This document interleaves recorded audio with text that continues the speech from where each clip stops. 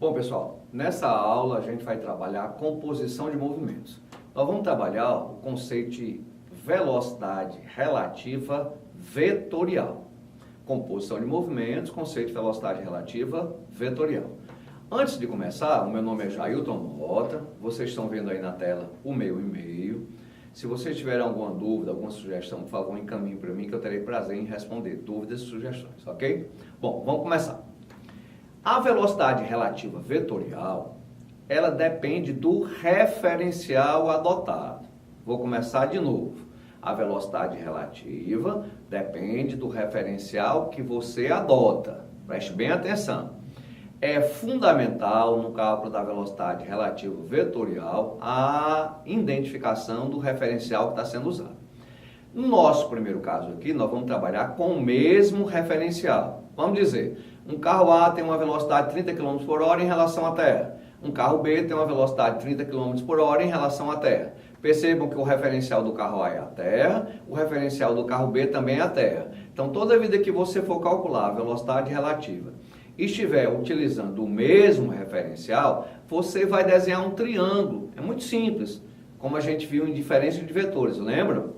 Então, a gente vai desenhar um triângulo. Por exemplo, no primeiro desenhozinho aí que você está vendo na sua tela, eu quero descobrir a velocidade do carro A em relação ao carro B. Aí eu faço da onde? Eu saio da extremidade do A e ligo a extremidade do B. Então, esse vetor que eu desenhei me dá a velocidade de A em relação a B. Mas se eu quisesse a velocidade de B em relação a A, eu faria VB menos VA. Então, deixa eu ver se eu entendi. Toda vida que eu descobrir ou quiser calcular uma velocidade relativa entre dois móveis, eu tenho que ver se eles possuem o mesmo referencial. Se eles possuírem o mesmo referencial, a velocidade relativa vai ser uma diferença de vetores. Então, vamos lá. A velocidade relativa vetorial depende do referencial. Quando eu estiver trabalhando com o mesmo referencial, essa velocidade relativa será sempre a diferença entre os vetores. Então, se eu quiser a velocidade do carro A em relação ao carro B, vai ser VA menos VB. Se eu quiser a velocidade do carro B em relação ao carro A, vai ser VB menos VA. Agora, se você prestou atenção aos dois desenhos, o vetor VAB, ou seja, velocidade A em relação a B, e o vetor VBA, velocidade B em relação a A, eles têm o mesmo tamanho, eles têm o mesmo módulo, tá certo? Se eu quiser descobrir o módulo do vetor velocidade relativa de A em relação a B, ou do vetor velocidade relativa de B em relação a A, eu posso aplicar a lei dos cossenos. Perceba que o sinal é negativo. Por que é negativo? Porque nós estamos trabalhando com triângulos. Só relembrando, se eu tivesse um paralelogramo, o sinal seria positivo na lei dos cossenos, ok? Então é um triângulo. Então se eu quiser calcular ou o tamanho do vetor AB ou o tamanho do vetor BA, eu posso usar a lei dos cossenos. Seria assim, VAB ao quadrado vai ser VA ao quadrado mais VB ao quadrado menos 2VAVB cosseno do ângulo formado entre esses dois vetores. Então só repetindo que é importante. O conceito de velocidade relativa passa pela identificação do referencial. Quando eu estiver trabalhando com o mesmo referencial, a velocidade relativa será a diferença entre os vetores. Eu vou mostrar agora nesse próximo quadro um exemplo importante que eu posso aplicar usando isso aí. Vamos dizer que você esteja dentro de um carro e o carro está se movendo horizontalmente. E esse dia esteja chovendo, não tem vento. Então você concorda que a chuva cai verticalmente. Então vamos lá. VAT, a velocidade do automóvel em relação à Terra. VCT, a velocidade da chuva em relação à Terra. Perceba que a chuva cai verticalmente e o automóvel está se movendo horizontalmente. A pergunta que eu faço é, como é que uma pessoa que está dentro do carro vê a chuva cair em relação ao carro? Muito simples. Nós estamos falando do mesmo referencial. Estamos. O referencial do carro é a Terra, o referencial da chuva é a Terra. Então, eu vou fazer uma diferença. O que é que eu estou querendo? Como é que a chuva cai em relação ao carro, tá certo? Então, vou fazer velocidade de quem? Da chuva menos a velocidade do automóvel. Uma diferença de vetores, porque nós estamos trabalhando do mesmo referencial. Então, eu saio do automóvel e vou para a chuva. Perceba que é inclinado. É simples.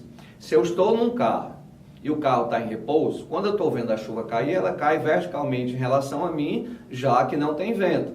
Mas se eu estiver em movimento, ou o carro estiver em movimento, e eu quiser perceber como é que a chuva vai cair em relação a mim, perceba que ela vai cair inclinada. E essa inclinação vai depender da velocidade do carro e da velocidade da chuva que está caindo. Entenderam, pessoal? Muito bem. Eu gostaria agora de fazer uma questãozinha nesse próximo quadro, para que a gente entenda claramente o que foi colocado agora no exemplo anterior. Bom, eu tenho assim.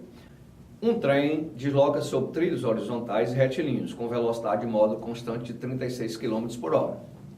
As janelas de um vagão de passageiro desse trem têm as seguintes dimensões: tem 1 metro de altura e 50 centímetros de largura. É importante que você perceba que a altura está em metros e a largura está em centímetros. Para você resolver a questão, seria interessante que você colocasse na mesma unidade. Então, você vai substituir 1 metro por 100 centímetros, já que a largura é 50 centímetros, ok? Bom, continuando. Ao cair uma chuva vertical sem vento, então a chuva está caindo, essa chuva é vertical e não tem vento. Um observador dentro do vagão vê as gotas descreverem a diagonal da janela, perfeito? Aí ele pede para determinar. Na letra A, o módulo da velocidade da gota em relação ao solo, ou seja, o módulo da velocidade da chuva em relação ao solo. Letra B, o módulo da velocidade da gota em relação ao trem. Bom, então vamos começar no próximo quadro a entender como é que seria a resolução da questão. Eu desenhei para vocês aí a janela do trem. Lembrando que a altura da janela é 100 centímetros e a largura é quanto? Vamos lá? 50 centímetros. Outra coisa que eu fiz, eu passei de quilômetros por hora para metro por segundo. 36 quilômetros por hora corresponde a 10 metros por segundo. O que é que ele me pede? A velocidade da chuva, das gotas de chuva em relação à terra. Se você prestar atenção no desenho, a velocidade do trem está na horizontal e a velocidade da chuva está na vertical. Então eu posso fazer por semelhança de triângulos. Semelhança de triângulos? Claro, eu vou dizer assim, 10 metros por segundo corresponde à largura da janela, que é 50. E a velocidade das gotas ou da chuva em relação à terra vai corresponder a 100, que é a altura da janela.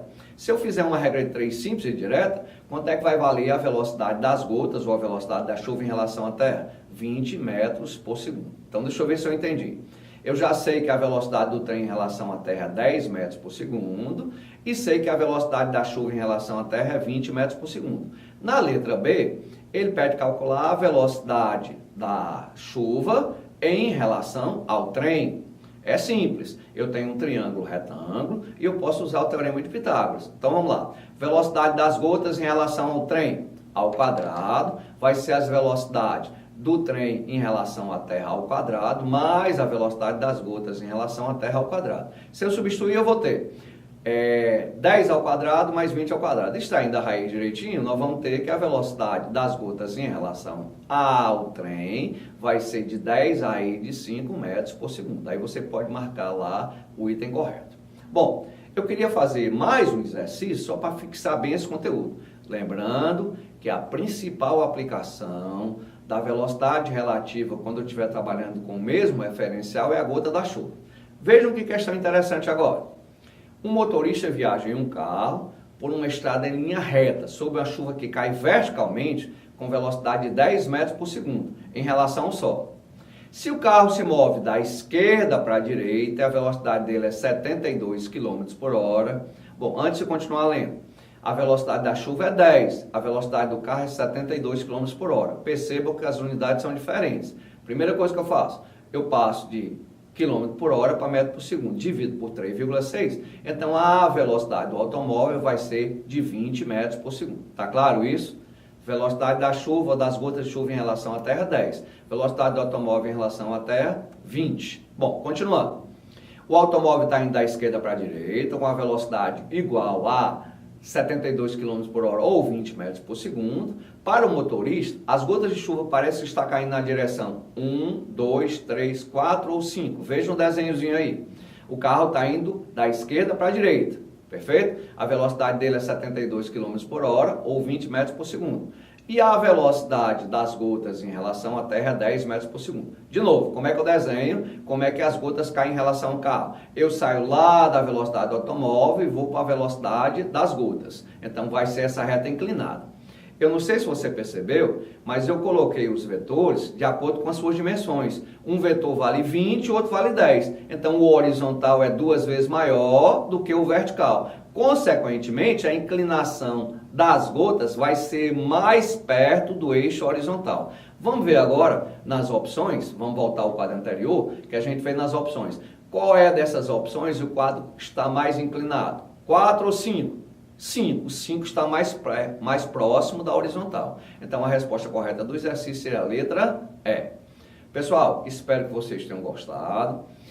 O meu nome é Jailton Mota. O e-mail está aí na tela. Se vocês quiserem fazer alguma pergunta, terei prazer em responder. Outra coisa importante são as redes sociais do colégio. Está aparecendo na tela de vocês, se vocês puderem acessar. Até a próxima, pessoal.